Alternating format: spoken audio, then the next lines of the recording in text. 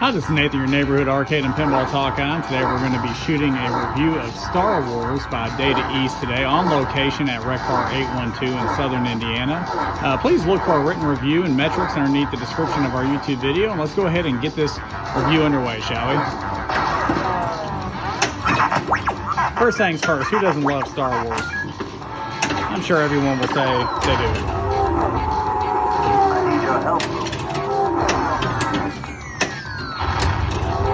As you can see, that ramp goes all the way around and comes out right habitual to your right in lane. This is a traditional setup on this game.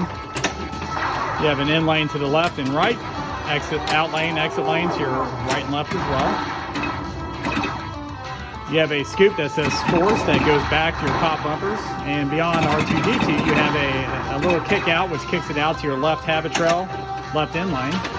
And you also have an area that goes back to R2-D2. Which is a lock back there and kick out. You have some targets to the center. Obviously the ramp we just discussed. You have the Death Star, which you have to hit it right at the exact perfect time in order to enter the Death Star. You have a lane to the right of that, which shows R2-D2 that comes back around behind the Death Star. And of course the lane that goes all the way around the right side of the Death Star around the table to where R2-D2 is. Artwork is what you would expect from a game like this. Obviously, it is very old in comparison to some of the newer stuff that you see. So rating it based off of what you had back then, the Translite looks really good for what it is. It's a mashup. Playfield is what you would expect from a comic booky kind of look from back in the day.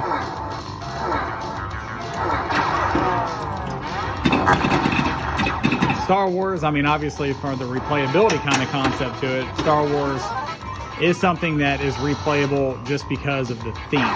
So of course Star Wars is a great theme integration. It will always sell. People will always want to buy it. People will always want to play it. Replayability in general for me, this is not a bad game. I'd say it's actually a little underrated. I would have moved nudged the table a little bit to get that ball, but of course I don't want to destroy the camera work. Fun factor on this game is there.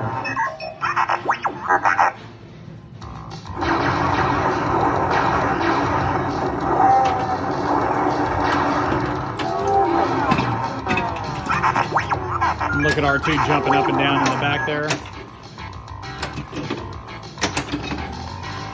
Game actually shoots pretty decently. Talking about flow and shots here. I think that it's heavily blocked to the middle. As you see, the pinball keeps jumping around from those center blocks there. It's just because there's so much force coming off of it hitting those blocks and those targets that it's just shooting the ball all around. But there are shots and it's very definitive. So obviously you got to be right on target to the left, the middle, to the right. And there's a lot of blocks in between that to add to the difficulty. So I would say that this is really a moderate to light difficulty game. Not necessarily super hard, but you have to get your shots on actually to be able to get your score on this game.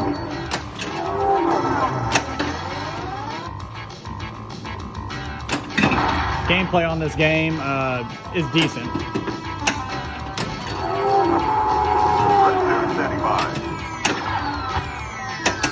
As you can see to the right, it says Jabba's Bounty was a scoop there. And of course your modes on this game are more to the top right of the table, of course. So you got Advanced Death Star, Moon and Creases, you got Tri-Ball, etc., etc. And right now we're flashing to the middle.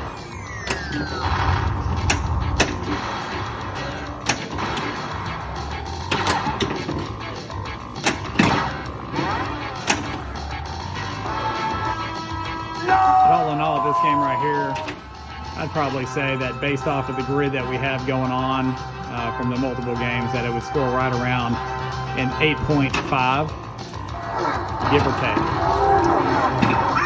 And I feel very confident in saying that just because of the gameplay and the shots.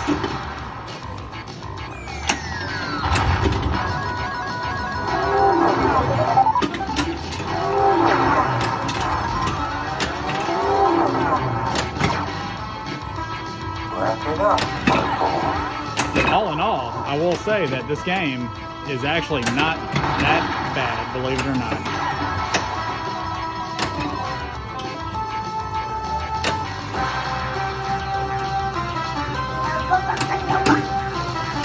Sound bites are pretty decent on it. Modes are pretty decent on it. The visuals on it are decent for the time period, of course. Yahoo!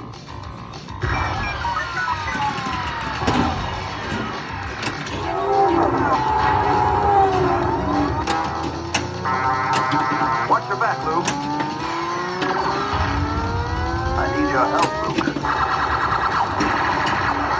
What are you doing?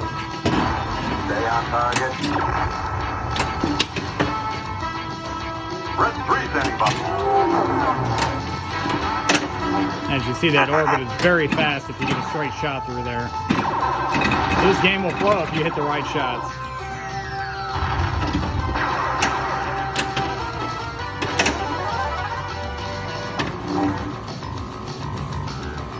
I can't shake it. All in all, a great game. Definitely check this out when you have the opportunity on location. Until next time, this is Nathan, your neighborhood arcade and pinball talk guy, signing off.